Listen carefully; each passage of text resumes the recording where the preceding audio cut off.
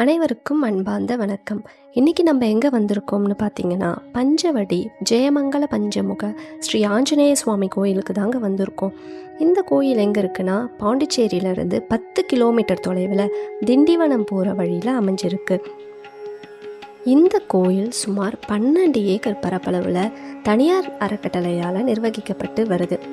இத்தலத்தில் பஞ்ச முகங்களை கொண்ட ஆஞ்சநேயர் சுமார் 36 அடியில் விஸ்வரூப தரிசனம் தருகிறார். ஆஞ்சநேயரின் இந்த பஞ்சமுக தரிசனத்திற்கு ஒரு காரணம் சொல்லப்படுது. அதாவது ராமர் ராவணன் யுத்தத்தின் போது ராவணன் மயில் ராவணன் என்ற அசுரனின் உதவியை நாடியதாகவும், அவனை வதம் செய்ய ஹனுமன் அந்த யுத்தத்திற்கு செல்லும் முன் ஸ்ரீ அயக்ரீவர், வராகர், நரசிம்மர் மற்றும் பெரிய திருவடின்னு சொல்லக்கூடிய கருடாழ்வாரை வணங்கி அவர்களின் ஆசை மற்றும் சக்திகளையும் பெற்றுக்கொண்டு அந்த அசுரனை வதம் செய்ததாகவும் வரலாற்றில் சொல்லப்படுது.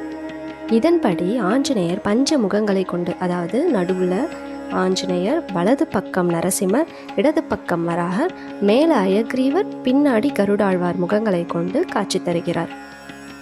இப்பஞ்சமுக ஆஞ்சநேயரை தரிசனம் செய்தால் இவ்வைவரின் அருளும் கிடைக்கும். இந்த கோயிலில் பட்டாபிராமருக்கு தனியாக சன்னதியும் இருக்குங்க. சீதை, ராமர், லக்ஷ்மணர், பரதர், சத்ருகலன், விபீஷணன், சுக்ரீவன், அங்கதன், ஜாம்பவன், அனுமன் சமேதமாக ராமர் இங்கே நமக்கு காட்சி தருகிறார். இந்த கோயிலில் திருப்பதி வெங்கடாச்சலபதிக்கும் தனியாக சன்னதி இருக்குது. அதே போல் இங்கே வலம்புரி ஸ்ரீ மகாகணபதி சன்னதியும் இருக்குங்க.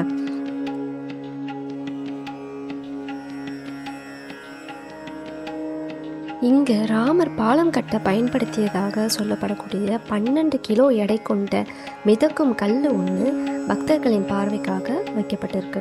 நீங்கள் போனீங்கன்னா அந்த கல்லை பார்க்கலாம். இந்த கோயிலில் விசேஷம்னு பார்த்தீங்கன்னா விநாயகர் சதுர்த்தி, ராமநவமி உற்சவம், ஹனுமன் ஜெயந்தி, சீதாராமர் திருக்கல்யாண வைபவம் எல்லாம் ரொம்ப விமர்சையாக நடக்குங்க. கோவில் திறந்திருக்க நேரம் பார்த்தீங்கன்னா காலை 5 மணி முதல் மதியம் 12 மணி வரைக்கும் திறந்திருக்கும். திரும்ப மாலை 4 மணிலேருந்து இரவு 8 மணி வரைக்கும் திறந்திருக்கும். சனி ஞாயிறில் மட்டும் இரவு 9 மணி வரைக்கும் கோயில் திறந்திருக்கும்.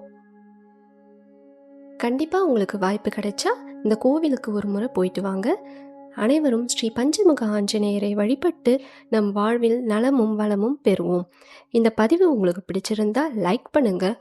நம்ம டிவைன் தகவல் சேனலை சப்ஸ்கிரைப் பண்ணுங்கள். நன்றி.